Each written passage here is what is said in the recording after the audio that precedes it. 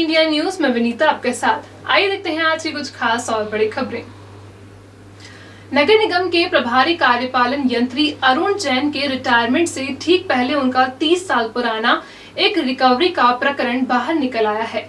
अरुण जैन से 1.5 लाख रुपयों की रिकवरी की फाइल 13 साल तक नगर निगम में दबी रही। जैसे ही मामला सुर्खियों में आया, नगर निगम आयुक्त के भी कान खड़े हो गए। आयुक्त ने अब इस मामले में सामान्य प्रशासन शाखा के बाबू को भी शोकास नोटिस जारी कर दिया है। नगर निगम के सहायक यंत्री अरुण जैन प्रभारी कार्यपालन यंत्री 31 अगस्त को रिटायर होने वाले हैं।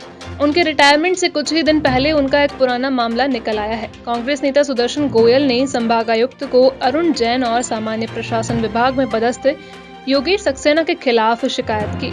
इस शिकायत में आरोप लगाया गया कि अरुण जैन से उनके रिटायरमेंट से पहले 1,56,974 रुपए की वसूली होना है, लेकिन सामान्य प्रशासन विभाग में पदस्थ रहे बाबू योगेश सक्सेना ने 13 साल से इस मामले की फाइल ही दबा रखी थी।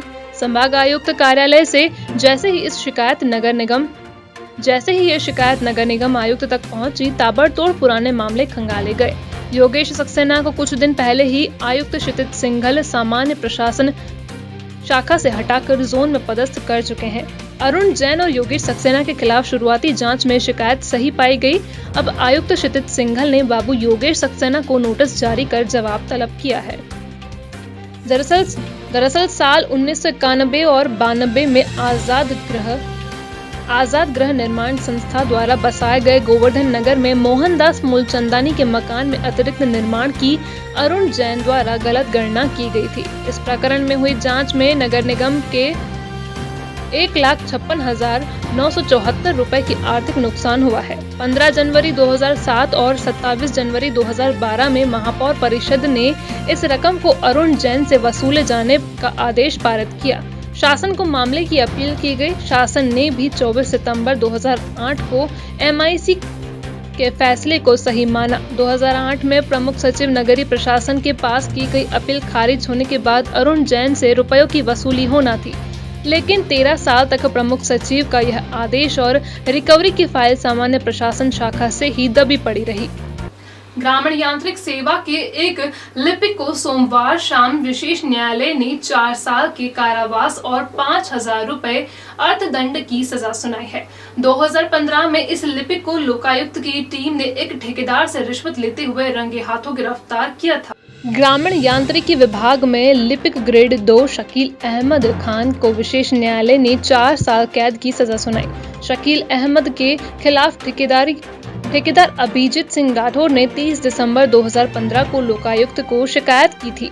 ठेकेदार शकील अहमद को ग्रामीण यांत्रिक विभाग में टेंडर के दौरान फिक्स डिपॉजिट राशि जमा कराई गई थी। ठेकेदार को अपनी FD निकलवाना थी। इसके एवज में ऑडिट शाखा में पदस्थ बाबू शकील अहमद खान ने 2,500 रुपए की रिश्वत मांगी थी। ठेकेदार की शिकायत पर लोकायुक्त टीम ने 31 दिसंबर 2015 को आरोपी शकील अहमद को कार्यालय में ही रिश्वत लेते हुए रंगे हाथों गिरफ्तार किया गया था।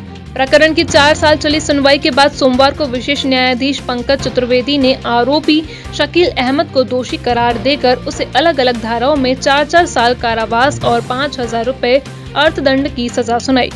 आरोपी शकील अहमद को गिरफ्तार कर जेल भेज दिया गया है। महाकालेश्वर मंदिर में जिला प्रशासन और मंदिर समिति द्वारा तय किए गए नियमों को तोड़कर इंदौर के नेताओं द्वारा दर्शन करने को अब तीसरा उदाहरण सामने आया है। ताजा मामले में तो रसूखदारी के दम पर खुद को दूसरों से अलग दिखाने के चक्कर में बाकायदा सोशल मीडिया पर फोटो भी पोस्ट किए गए हैं। मंगलवार सुबह सोशल मीडिया पर महाकालेश्वर मंदिर के कुछ फोटोग्राफ्स सोशल मीडिया पर खूब वायरल हुए। इन फोटोग्राफ्स में इंदौर के भाजपा नेता गोलू शुक्ला के पुत्र रुद्राक्ष शुक्ला महाकालेश्वर मंदिर में गर्भगृह के दरवाजे से दर्शन करते हुए दिखाई दे रहे हैं। श्रावण महीने में मंदिर के इस हिस्से तक जाने की इजाजत सिर्फ मंदिर के पुजारियों और मंदिर प्रबंध समिति के अधिकारी कर्मचारियों को है। श्रावण की शुरुआत से ही महाकालेश्वर मंदिर में आम श्रद्धालुओं को केवल बैरिकेडिंग से ही दर्शन की इजाजत है।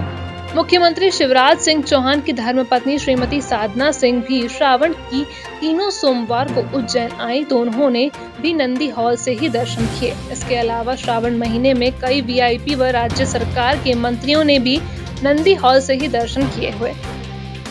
गोलू शुक्ला का बेटा रुद्राक्ष गर्भगृह के गेट तक कैसे पहुंचा?